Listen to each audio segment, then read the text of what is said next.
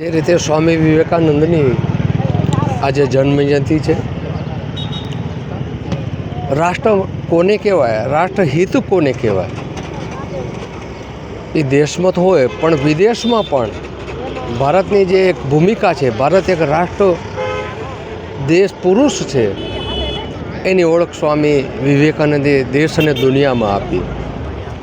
સ્વાભાવિક છે એમ કહેતા અને માનતા કે કોઈ પણ સ્પષ્ટ ચિત્ર હોવું જોઈએ. તમે શું કરો છો, શા માટે કરો છો, કરવું જોઈએ કે નહીં, ત્યારે એ સ્પષ્ટ કહેતા કદાચ કોઈને ગમતું કે ના ગમતું. અંધશ્રદ્ધાના એ સતત વિરોધી હતા. કંઈક પ્રકૃતિ છે, કોઈક શક્તિ છે તમારા માટે.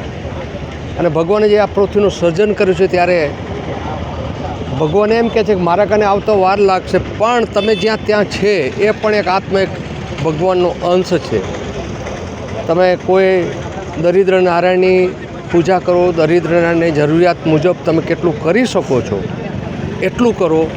અને સ્પષ્ટ વક્તા, કોઈની શરમ રાખ્યા વગર એ રાષ્ટ્ર પુરુષ જ બોલી શકે. ગમે ત્યાં આજે હું બોલતો હોઉં ને તો હું આજુબાજુ જોઉં કેટલું ગમશે, કેટલાને ગમશે, કેવું બોલાય, એવી એની દ્રષ્ટિનું કોઈને ગમે ન ગમે કેવી પરિસ્થિતિઓ પણ સાચું બોલવું, સત્ય બોલવું, આવું સ્વામી વિવેકાનંદ જીવન ચરિત્ર હતું. એની આપણે કમનસીબ જે ભારત કે ટૂંકું આયુમાં એમનું નિધન થયું. પણ આવા સ્ટેચ્યુ દ્વારા, આવા કાર્યક્રમો દ્વારા આવતી પેઢી એનું જીવન વાંચે, સમજે અને એના જીવવા માટેનો પ્રયત્ન કરે. હંમેશા ભારતની જે વર્તમાન સ્થિતિ છે એ ઔપચારિકતામાં વધારે આવી ગઈ છે, વાસ્તવિકતાને પર મૂકીને. કે આજે સ્વામી વિવેકાનંદની જન્મતિથિ છે તો આપણે હારો રોપ કહીએ પછી પૂરું થઈ ગયું, એવું નથી. એનું જીવન, એનું ચરિત્ર સમજી આપણે પણ ક્યાંક કેટલું મુકાય એટલું રાષ્ટ્ર પરમ વૈભવ પહોંચે અને રાષ્ટ્ર સર્વોપરી છે, આવી ભાવનાથી જ્યારે એ સમયમાં એનો વિચાર હતો, એ વિચાર આજે પણ જો આપણે માની કંઈક લેવાય તો આજે પણ રાષ્ટ્ર સર્વોપરી થઈ શકે એમ છે. એના જ અંશ ઉપર આદરણીય પ્રધાનમંત્રી નરેન્દ્રભાઈ જે રીતે કામ કરી રહ્યા છે એની પણ દ્રષ્ટિ છે કે 2047 વિકસિત ભારત થાય. વિકસિત ભારત કોને કહેવાય? કે વિકસિત ભારત અત્યારે ક્યાંક ક્યાંક હજી પણ અસમાનતા છે, સામાજિક સંસ્થાનો ક્યાંક અભાવ છે, આર્થિક રીતે પણ કેટલાક લોકોને કાલે શું જમવું એનો પણ કંઈક અભાવ છે. તો 2047માં શિક્ષિત માણસ હોય, એ તંદુરસ્તીથી હર્યો ભર્યો હોય, સોમાનથી જીવતો અને એની રોજગારી એના પરિવાર માટે કોઈ આવતીકાલે શું જમશુંની ચિંતા ન હોય, ત્યારે વિકસિત ભારત ગણાશે. અને નરેન્દ્રભાઈની કલ્પના છે જે રીતે યોજનાઓ, જે રીતે પીછડા વર્ગ, પછાત વર્ગને સાથે લઈને એ પણ આમ પ્રવાહ જોડે જોડાય, આવી કલ્પના નરેન્દ્રભાઈ છે. ત્યારે આપણે સૌ સાથે મળી વિકસિત ભારતમાં માત્ર નરેન્દ્રભાઈના આહ્વાન કર્યું છે પણ ઝીલવું આપણે સૌને પડશે. હું આપના માધ્યમથી વિનંતી કરીશ કે આ નાની વાત નથી. કોઈપણના દ્રષ્ટિ, કોઈપણ સોચ છે, કોઈપણ કલ્પના કરવી એ પણ બધા માણસો નથી કરી શકતા. કલ્પના કરવી એ એક મહત્ત્વ છે. ત્યારે આવી કલ્પના કરી નરેન્દ્રભાઈ 2047ને વિકસિત ભારતની જે કલ્પના કરી છે એ આપણે બિરદાવીને આપણે એ દિશામાં કામ કરીએ એવી હું વિનંતી કરીશ.